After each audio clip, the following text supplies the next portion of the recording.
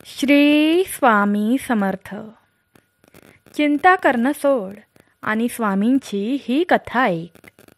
आजच्या दिवशी जो मनुष्य ही स्वामींची कथा ऐकेल त्यांच्यावर मरेपर्यंत गरिबी संकट येणार नाहीत आणि ऐकताना मागाल ती इच्छा पूर्ण होईल.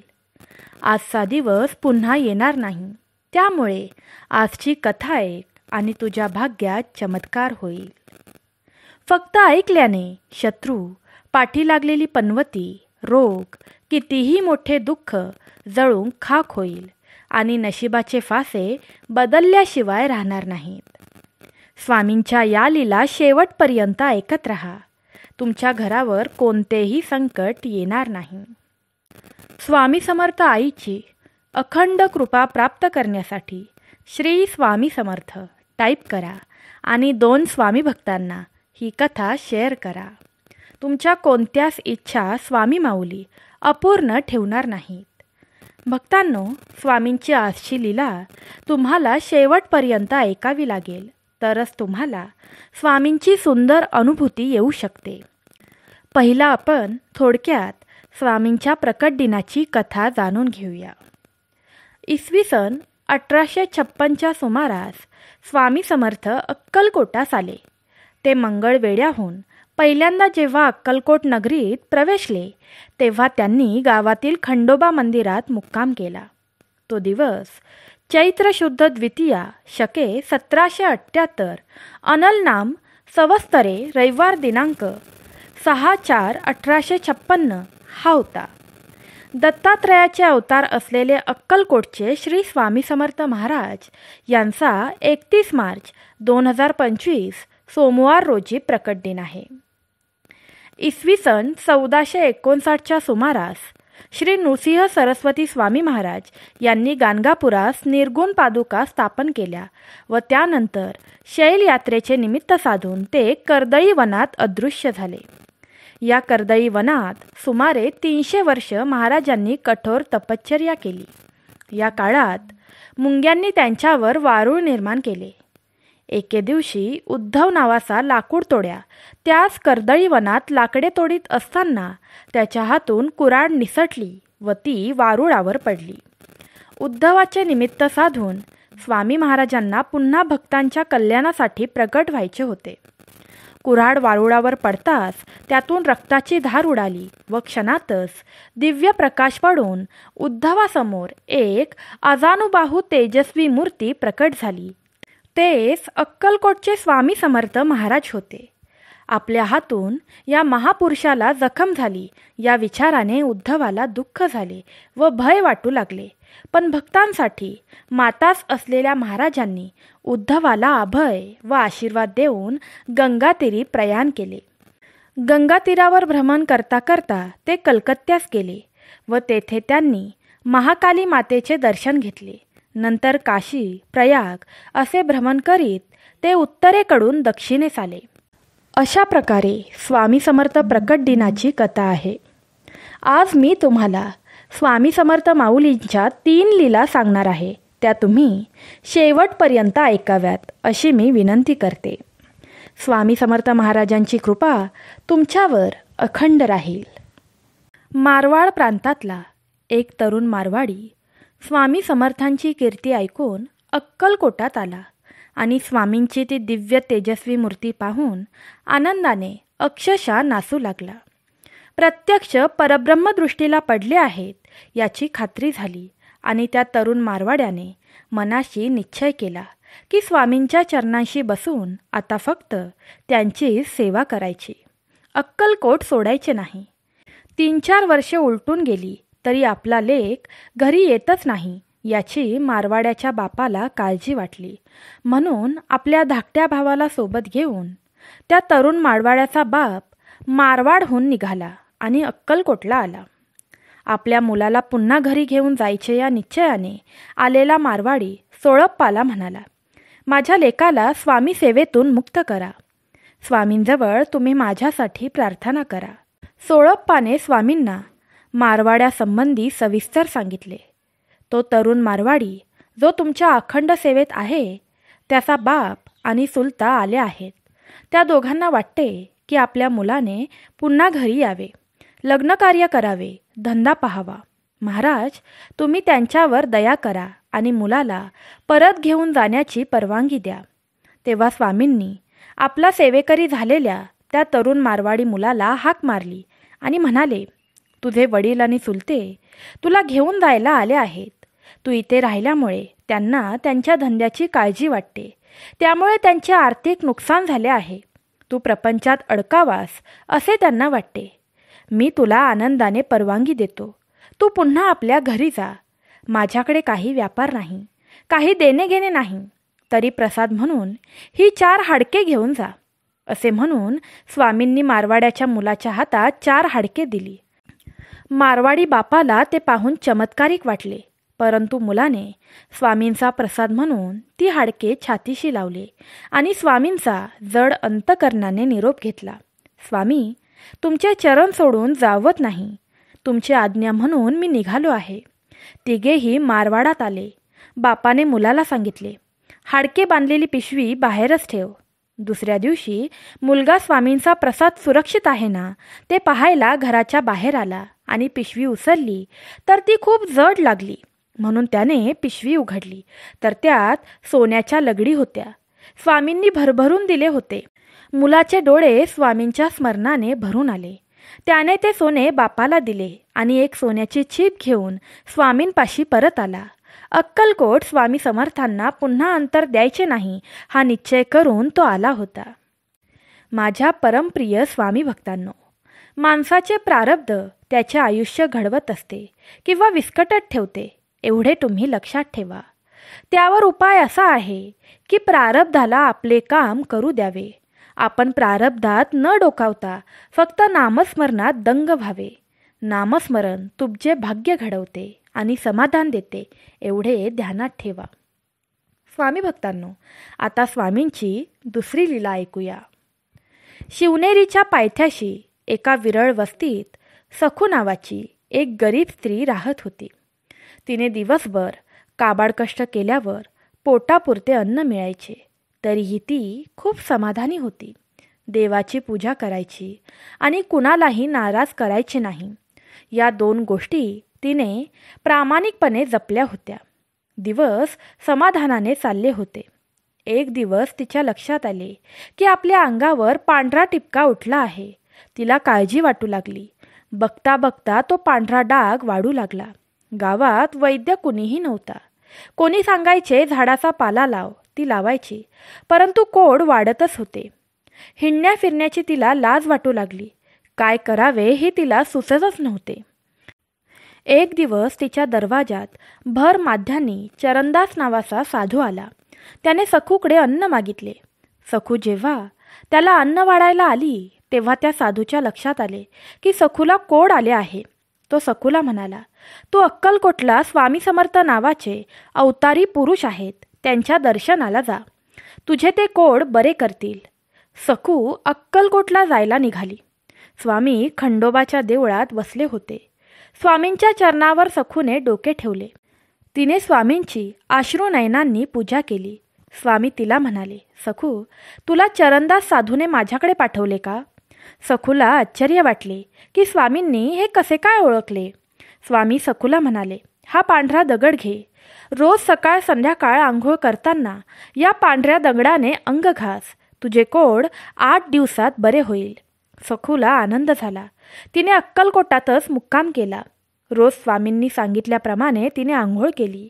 स्वामींच्या दर्शनाला नित्य येऊ लागली. 8व्या दिवशी चमत्कार घडला. सखूच्या अंगावरचे कोड पूर्णपणे गेले होते. सखूचे पुन्हा देखण्या स्त्रीमध्ये रूपांतरित झाले होते. सखू पुन्हा जुन्नरला शिवनेरीच्या पायथ्याशी आपल्या घरट्यात परत आली. येताना तिने स्वामींच्या पादुका आणल्या होत्या. रोज ती पादुकांची पूजा करू लागली. एक दिवस तो चरणदास साधू पुन्हा आला. तेव्हा सखूच्या लक्षात आले की चरणदास म्हणजे दुसरे तिसरे कोणी नसून स्वतः स्वामीच आहेत. सखूच्या आनंदाला पारावारच राहिला नाही. स्वामींच्याच कृपेने ती बरी झाली होती. तिने स्वामींना तिथेच दंडवत घातला. स्वामी आले तसे पुन्हा क्षणार्धात अदृश्य झाले. परंतु स्वामींनी सखूला दर्शन देऊन दिलासा दिला होता की ते तिच्या पाठीशी आहेत. माझ्या परमप्रिय स्वामी भक्तांनो, केवळ संत संगतीतच समाधान अलगदपणे उमलून येते. माणसाला खराखुरा आनंद केवळ संत सहवासातच मिळतो. भगवंताच्या सतत अनुसंधानात राहिले की मनातले भगवंत प्रेम पौर्णिमेसारखे अंतःकरणात पसरते. त्याचा आनंद मोठा असतो. एक लक्षात घ्या, जो नामस्मरणात असतो तोच भाग्यवंत ठरतो. आता पुढची लीला ऐकूया. एक वृद्ध तेली होता. तो स्वामींचा भक्त होता. अनेक वर्ष त्याने स्वामी चरणांची सेवा केली होती. एकदा त्याच्या मनात आले की जगन्नाथाच्या यात्रेला जावे, म्हणून तो आपल्या बायकोला घेऊन जगन्नाथाच्या यात्रेला गेला. तिथे माणसांची प्रचंड गर्दी उसळली होती. त्या वृद्ध तेल्याने बायकोला सांगितले की माझा हात घट्ट धरून ठेव. चुकामुक झाली तर या गर्दीत तुला शोधून काढणे केवळ अशक्य होईल. दोघांनी जगन्नाथाचे दर्शन घेतले. परतीच्या वाटेवर गर्दी एवढी उसळली की तेल्याच्या बायकोचा हात सुटला आणि त्या गर्दीत ती हरवली. ती कुठे गेली हे तेल्याला कळेना. 8 दिवस तो आपल्या बायकोच्या शोधात होता. तो थकला, रडकुंडीला आला. जणू त्याचा आधार हरवला होता. त्याला दुःख असह्य झाले. तो अक्कलकोटला आला आणि स्वामींच्या चरणांवर डोके ठेवून जोरजोरात रडू लागला. महाराजांना तो आपली कर्मकहाणी सांगू लागला. स्वामी, आज 8 दिवस झाले. जगन्नाथाच्या यात्रेत एवढी चेंगराचेंगरी झाली की माझी बायको हरवली. आज 8 दिवस झाले मी तिला शोधत आहे. मी शोधून शोधून थकलो. स्वामी, आपण माझवर कृपा करावी. ती कुठे असेल ते कृपाकंत होऊन सांगावे. मी खूप गरीब आहे. बायकोशिवाय माझा संसार जणू बुडाल्यासारखा झाला आहे. आपण परब्रह्म आहात. माझी बायको या क्षणी कुठे आहे हे आपल्याला निश्चित कळेल. तो वृद्ध तेली अश्रू गाळत भावनावेगाने बोलत होता. स्वामींचे चरण वारंवार घट्ट पकडत होता. स्वामींना त्या वृद्ध तेल्याची दया आली. ते म्हणाले, अरे म्हाताऱ्या, तुझे वय 80 आहे. मृत्यू दारावर धक्के मागायला आला आहे. अजूनही तुझी काम वासना संपलेली नाही. अजून तुला बायकोची सोबत हवी म्हणतोस. तुझे अंग वृद्धत्वामुळे लटालटा कापू लागले आहे. संसार बुडाला आहे. असे असताना देखील तुला शरम वाटत नाही. तू माझा अनेक वर्षाचा परमभक्त. असे म्हणून स्वामींनी एका सेवेकऱ्याला भस्म घेऊन जवळ बोलावले. वृद्ध तेल्याच्या कपाळावर भस्म लावले. तेल्याला गतस्मृती आठवू लागल्या. अनेक जन्म तो स्वामींचा भक्त होता. स्वामींनी पुन्हा तेल्याला भस्म लावले तर काय आश्चर्य, तेल्याची बायको तेल्याला शोधत स्वामींपाशी आली. आपला पती स्वामींपाशी आहे हे पाहून तिला फार आनंद झाला. दोघांची भेट झाली. दोघेही स्वामींपुढे पुन्हा वाकले. त्यांचे आशीर्वाद घेतले आणि आपल्या गावी निघून गेले. माझ्या प्राणप्रिय स्वामी भक्तांनो, सर्व संतांनी एकच गोष्ट सांगितली आहे की आसक्ती सोडा, वासनांना मुठमाती द्या आणि केवळ स्वामी भावनेने जगा. स्वामी भावनेने जगणे जेव्हा सुरू होईल तेव्हाच आयुष्याला शुद्ध आध्यात्मिक अशा तरल वृत्तीचा स्पर्श होईल. आयुष्यात घडत असलेल्या प्रत्येक घटनेकडे अलिप्त होऊन पाहणे, कशातही मनाने न गुंतणे, हे ज्याला जमेल त्याचेच नामस्मरण खऱ्या अर्थाने रंगेल आणि भगवंताचे दर्शन त्याला निश्चित घडेल. आता पुढची लीला ऐकूया. पंडित नावाचा एक जन्मांध ब्राह्मण होता. त्याला देवाच्या दर्शनाची ओढ लागली होती. परंतु दृष्टी नसल्यामुळे देव जरी प्रकट झाला तरी तो दिसणार कसा, हा त्याच्यापुढे प्रश्न होता. कुणाला तरी मदत घेऊन तो तीर्थयात्रा करायचा. देवाची नित्यपूजा करायचा. असाच एके दिवशी तो जगन्नाथपुरीला गेला असताना त्याच्या कानावर स्वामी समर्थांची कीर्ती पडली. स्वामींनी अनेक जीवांना रोगमुक्त केले होते हे त्याच्या कानावर पडल्यावर त्याच्या मनात एक आशेचा किरण उमलून आला. म्हणून तो एका साधकाच्या मदतीने अक्कलकोटला जायला निघाला. वाटेत अनंत अडचणी आल्या, परंतु स्वामींना भेटायचेच हा त्याने मनाशी निश्चय घेतला होता. तो आंधळा ब्राह्मण स्वामींपाशी आला तेव्हा त्याच्या अंध डोळ्यांपुढे तेजस्वी प्रकाश पडला. त्याला दिसत तर काहीच नव्हते. तो स्वामींच्या चरणांशी कोसळला. त्याने स्वामींचे चरण घट्ट पकडले. तो स्वामींना रडतच म्हणू लागला, स्वामी, आपण दयाघन आहात. आपली कीर्ती मी जगनपुरीत ऐकली आहे. आपण पूर्ण श्री दत्त अवतारी आहात. आपण ब्रह्मांडव्यापी आहात. हे संपूर्ण ब्रह्मांड मोडून पुन्हा रचण्याची प्रचंड शक्ती आपल्यापाशी आहे. स्वामी, मला आपले पूर्ण दर्शन हवे आहे. माझे हे मनोरथ आपण पुरे करावे असे मला वाटते. माझी ही इच्छा पूर्ण नाही झाली तर या चरणांवर मी प्राण सोडेन. मग आपण मला आपल्या राज्यात घ्या. असे म्हणून त्या अंध ब्राह्मणाने स्वामींचे दोन्ही चरण घट्ट पकडले. आपल्या अश्रूंनी ते धुतले. त्याने स्वामींच्या पायावर पुन्हा आपल्या भक्तिमाता टेकवला.